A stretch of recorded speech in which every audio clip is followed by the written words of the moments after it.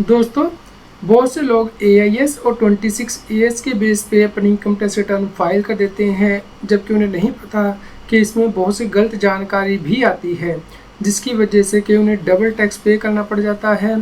तो दोस्तों, इस वीडियो में डिस्कस करेंगे ऐसे ही केसेस जहाँ पे कि एआईएस में गलत रिपोर्टिंग होती है और 26 एएस में कौन सी फिगर आपको लेनी है।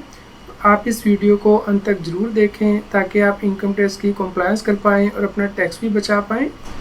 रेगुलर अपडेट के लिए CS Satbir Singh YouTube channel subscribe कर लें और नोटिफिकेशन बेल भी प्रेस कर दें। दोस्तों, यदि आप इनकम टैक्स के पोर्टल पे TIS देखते हैं, यानी कि टैक्स पेयर इन्फॉर्मेशन समरी देखते हैं, तो इसमें कंप्लीट डिटेल आती है दोस्तों, जैसे कि आपके सेम बैंक का इंटरेस्ट कितना है, FD का इंटरेस्ट कितना है या अदर इंटरेस्ट आपका कितना है।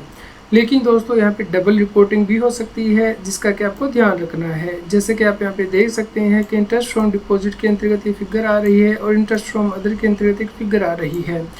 तो दोस्तों, आपको इसके अकॉर्डिंग टैक्स नहीं पे करना है, आपको इसका फर्दर बाइफिकेशन जरूर चेक करना है। जैसे कि हमने फर्दर चेक किया तो आप पाएंगे दोस्तों, एक तो statement of financial transaction file की जाती हैं रिपोर्टिंग एंटिटी के द्वारा, यानी कि जैसे HDFC बैंक के द्वारा इस केस में टैक्स पेयर को इंटरेस्ट दिया गया है तो रिपोर्ट किया गया है कि कितना इंटरेस्ट दिया गया है। इसके अलावा यदि इसके ऊपर TDS काटना है तो वहाँ से भी रिपोर्टिंग की जाती है इनकम टैक्स डिपार्टमेंट को, तो वो फिगर भी आ गई है। अब इनमें से जो भी फिगर हाई होती है वो यहाँ पे ले ली जाती है TIS में। दोस्तों, इसके अलावा आप यहाँ पे देख सकते हैं कि पोस्ट ऑफिस से भी टैक्स पेयर को इंटरेस्ट इनकम मिली है, जिसके ऊपर के TDS कटा है, तो ये फिगर भी यहाँ पे रिपोर्ट हो गई है।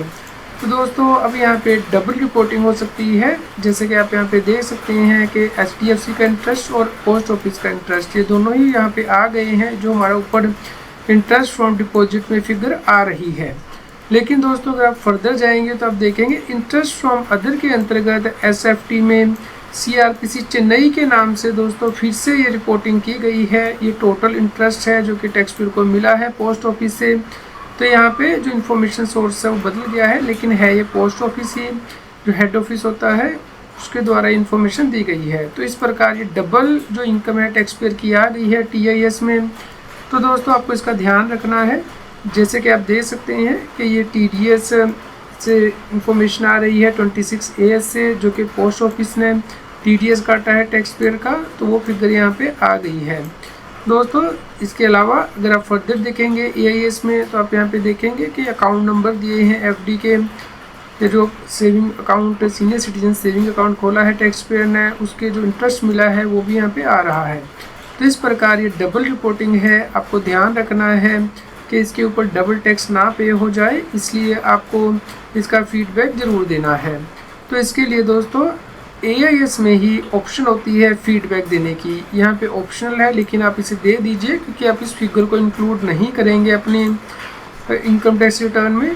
तो यहाँ पे प्रेस करेंगे तो इस प्रकार से विंडो ओपन हो जाएगी। यहाँ पे देखिए इन्फॉर्मेशन इज डुप्लीकेट और इंक्लूडेड इन अदर इन्फॉर्मेशन, ये आपको सिलेक्ट करना है क्योंकि ये जो इन्फॉर्मेशन है इंटरेस्ट फ्रॉम अदर में आ रही है वो already interest from fixed deposit में ऑलरेडी ऐड हो चुकी है, इसलिए आपको यहाँ पे फीडबैक ज़रूर देना है। तो जब आप फीडबैक दे देंगे तो इस प्रकार से यहाँ पे जानकारी आएगी, information is duplicate included in other information. तो इस प्रकार आपने जो एक्सेप्टेंस की है वो यहाँ पे रिवाइज हो जाएगी।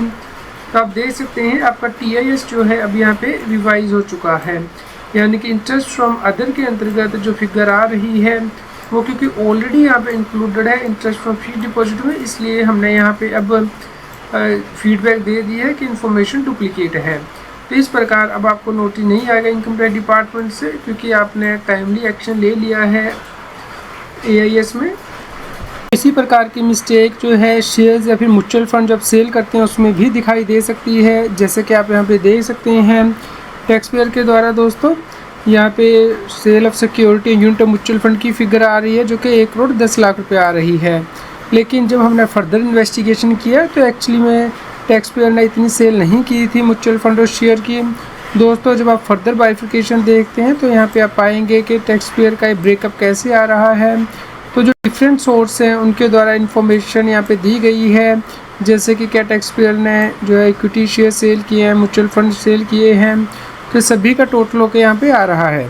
जब हमने फर्दर इन्वेस्टिगेशन किया तो दोस्तों में पता चला कि जो रिपोर्टिंग एंटिटी है उसने डबल रिपोर्टिंग यहाँ पे कर दी है। जैसे कि दोस्तों आप यहाँ पे देख सकते हैं, ये जो फ्रैंकलिन टेम्पलेट के म्यूचुअल फंड है 84016 ऑलरेडी यहाँ पे टोटल आ चुका है, टोटल क्वांटिटी, लेकिन फिर से इंडिविजुअली यहाँ पे रिपोर्टिंग नीचे अलग से भी कर दी गई है म्यूचुअल फंड के द्वारा। तो इस प्रकार यहाँ पे डबल रिपोर्टिंग हो रही है, यानी कि जो शेयर्स है म्यूचुअल फंड है इंडिविजुअली वो तो रिपोर्ट हो ही रहे हैं, इसके अलावा उनका टोटल होकर अलग से रिपोर्ट हो रहा है। तो जिसकी वजह से कि डबल जो सेल ऑफ शेयर्स है वो यहाँ पे आ रहे हैं।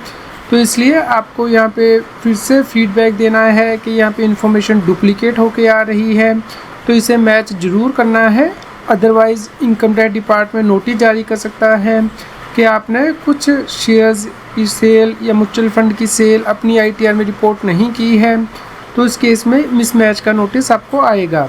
इसलिए आप फीडबैक ज़रूर दें AIS में। तो जो सैलरी का डेटा है वो भी TIS में सही रिपोर्ट नहीं होता है, तो इसके बेस पे आपको रिटर्न फाइल नहीं करनी है। जैसे कि दोस्तों इनकम टैक्स के पोर्टल के द्वारा वैसे तो आपको एडवाइजरी जारी की जाती है कि यदि कोई डिफरेंस होता है टैक्स पीरियड में जो कि 26 AS में आ रहा है या जो फिर AIS में आ रहा है, तो इसके लिए आपको जो 26 AS है यानी कि जो ट्रेसिस का पोर्टल है उसके ऊपर ही रिलाई करना होता है।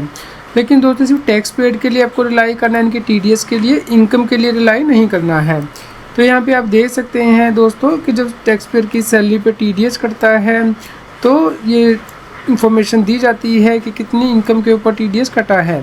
तो दोस्तों इसके अलावा जब एम्प्लॉयर जो है at the end of the year annexure 2 file करता है तो उसके अकॉर्डिंग फॉर्म 16 जारी करता है, तो उसमें बताता है कि कितनी सैलरी उसने पे की है। तो दोस्तों यहाँ पे जो फिगर जानी चाहिए TIS में वो एनेक्स नंबर 2 के अकॉर्डिंग जानी चाहिए, क्योंकि यही फाइनल फिगर होती है।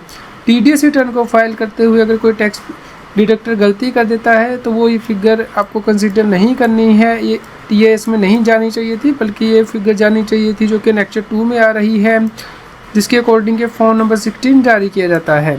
तो इसलिए आपको इनकम टैक्स रिटर्न को फाइल करते हुए इस बात का ध्यान रखना है कि आप रिकन्सिलेशन ज़रूर करें कि क्या जो इन्फॉर्मेशन TIS में आ रही है वो सही है या नहीं। आपको अपनी इनकम टैक्स रिटर्न को फाइल करते हुए कुछ कॉमन मिस्टेक को अवॉइड करना है, जैसे कि कुछ लोग गलत टैक्स रजीम चूज़ कर लेते हैं जिसकी वजह से कि उन्हें ज़्यादा टैक्स पे करना पड़ जाता है। तो आपको न्यू या ओल्ड रजीम चूज़ करनी है, तो इसके लिए आपको खुद डिसीज़न लेना है। इसके अलावा आपको रिकन्सिलेशन करना है AIS का, 26 AS का, TIS का कि क्या उसमें सही इनकम आ रही है या नहीं। अगर कोई इनकम मिस है जैसे सेविंग बैंक का इंटरेस्ट, कैपिटल गेन, तो आपको रिपोर्ट करने होते हैं। इसके अलावा आपको कोई भी डिडक्शन गलत क्लेम नहीं करनी है, जिसका आपके पास प्रूफ है, एविडेंस है, वही क्लेम करनी है। और आपको इनकम टैक्स की रिटर्न को टाइमली वेरीफाई करना है विदिन 30 डेज़, ताकि आपको इनकम टैक्स डिपार्टमेंट से कोई नोटिस ना आए। दोस्तों आपको अपने रिकॉर्ड अच्छे से चेक करने हैं, उसके बाद ही रिटर्न फाइल करनी है। इसी प्रकार के रेगुलर अपडेट के लिए आप हमारे WhatsApp चैनल को भी सब्सक्राइब कर लें। QR कोड स्क्रीन पे भी दिया गया है, लिंक कमेंट में पिन किया गया है, ताकि आपको रेगुलर अपडेट आपके मोबाइल पे ही मिलते रहें। इनकम टैक्स की और अधिक जानकारी के लिए आप CS सर्विसिंग यूट्यूब चैनल पे जाके प्लेलिस्ट में जाके टॉपिक वाइज प्लेलिस्ट देख सकते हैं कि इनकम टैक्स में कौन से नए बदलाव हो रहे हैं, जैसे कि इनकम टैक्स अपडेट के अंतर्गत या फिर डायरेक्ट टैक्स कोड के अंतर्गत। रेगुलर टैक्स अपडेट के लिए इस चैनल को सब्सक्राइब करें। आप हमें टेलीग्राम ऐप CS सर्विसिंग टैक्सिल में ज्वाइन कर सकते हैं, ताकि आप GST और इनकम टैक्स के रेगुलर अपडेट अपने मोबाइल पर ही प्राप्त कर सकें।